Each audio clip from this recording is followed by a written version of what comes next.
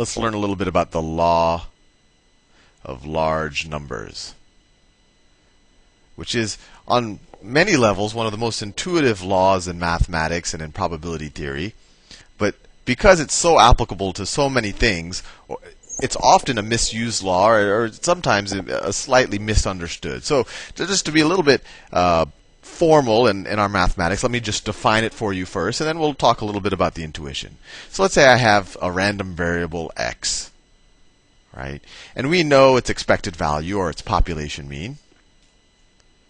The law of large numbers just says that if we take a sample of n observations of our random variable, and if we were to average all of those observations, and let me define another variable. Let's call that x sub n with a line on top of it. This is the mean of n observations of our random variable. So it's literally, this is my first observation. So you can kind of say I run the experiment once and I get this observation, and I run it again, I get that observation, and I keep running it n times.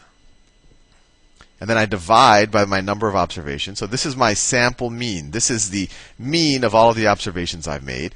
The law of large numbers just tells us that my sample mean will approach my expected value of the random variable. Or, I could also write it as my sample mean will approach my population mean for n approaching infinity. And I'll be a little informal with this, what does approach or what does convergence mean? But I think you have the general intuitive sense that if I take a large enough sample here, that I'm going to end up getting the expected value of the population as a whole. And I think to a lot of us that's kind of intuitive, that if I do enough trials, that over large samples, that the trials would kind of give me the numbers that I would expect given the expected value and the probability of all of that. But I think it's often a little bit misunderstood in terms of why that happens. And before I go into that, let me give you a particular example. So the law of large numbers will just tell us that, let's say I have a random variable, x is equal to the number of heads after 100 tosses of a fair coin. Tosses or flips of a fair coin. The law of large numbers just tells us, well, first of all, we know what the expected value of this random variable is. It's the number of tosses, the number of trials, times the probability of success of any trial. So that's equal to 50. So the law of large numbers just says if I were to take a sample, or if I were to average the sample of a bunch of these trials, so I get, I don't know, my first time I run this trial, I flip 100 coins, or I have 100 coins in a shoebox, and I shake the shoebox, and I count the number of heads, and I get 55. So that would be x1. Then I shake the box again, and I get 65. Then I shake the box again, and I get 45. And I do this n times, and then I divide it by the number of times I did it. The law of large numbers just tells us that this average, the average of all of my observations, is going to converge to 50 as n approaches infinity, or for n approaching 50. N approaching infinity. And I want to talk a little bit about why this happens, or intuitively why this is. A lot of people kind of feel that, like, oh, this means that if, after 100 trials, that if I'm above the average, that somehow the laws of probability are going to give me more heads or fewer heads to kind of make up the difference. And that's not quite what's going to happen, and that's often called the gambler's fallacy. And let me differentiate, and I'll use this example. So let me make a graph, and I'll switch colors. Let's say that this is, so let me make,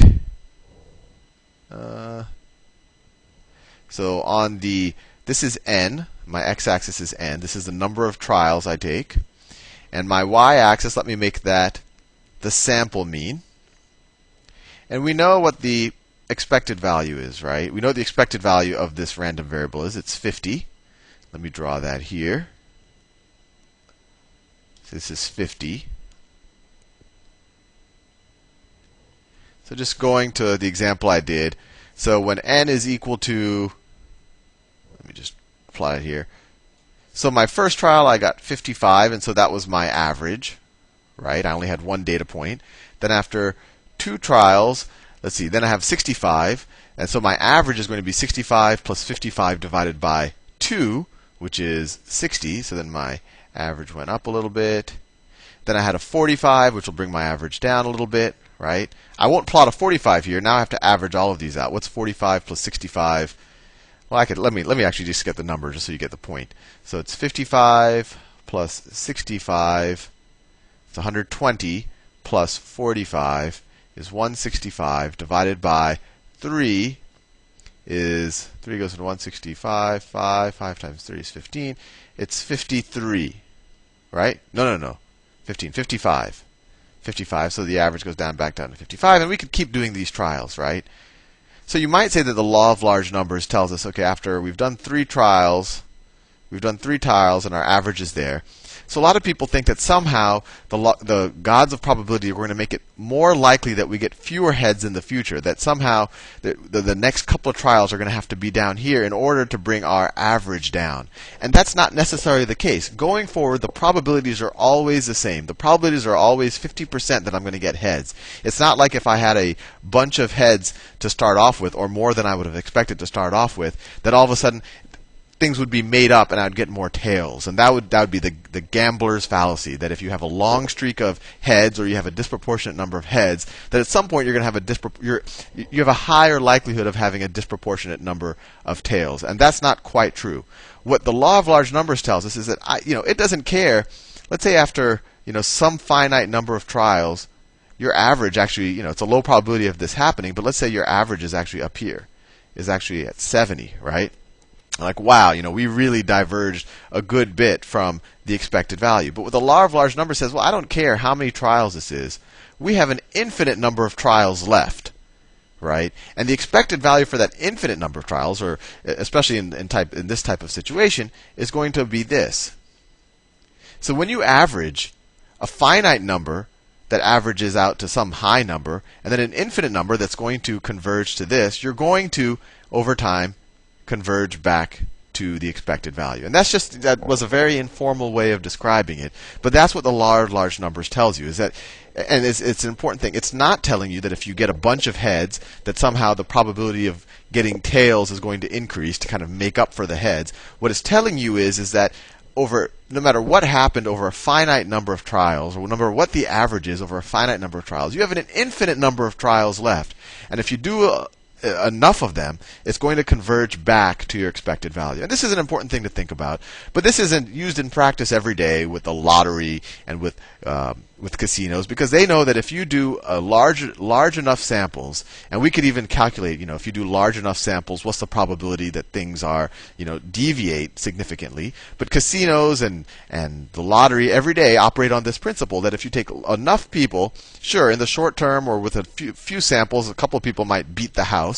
But over the long term, the house is always going to win because of the parameters of the games that they're making you play. Anyway, this is an important thing in probability, and I think it's fairly intuitive, although, sometimes when you see it formally explained like this with the random variables, and that's a little bit confusing. All it's saying is that as you take more and more samples, the average of that sample is going to approximate the true average, or I should be a little bit more particular.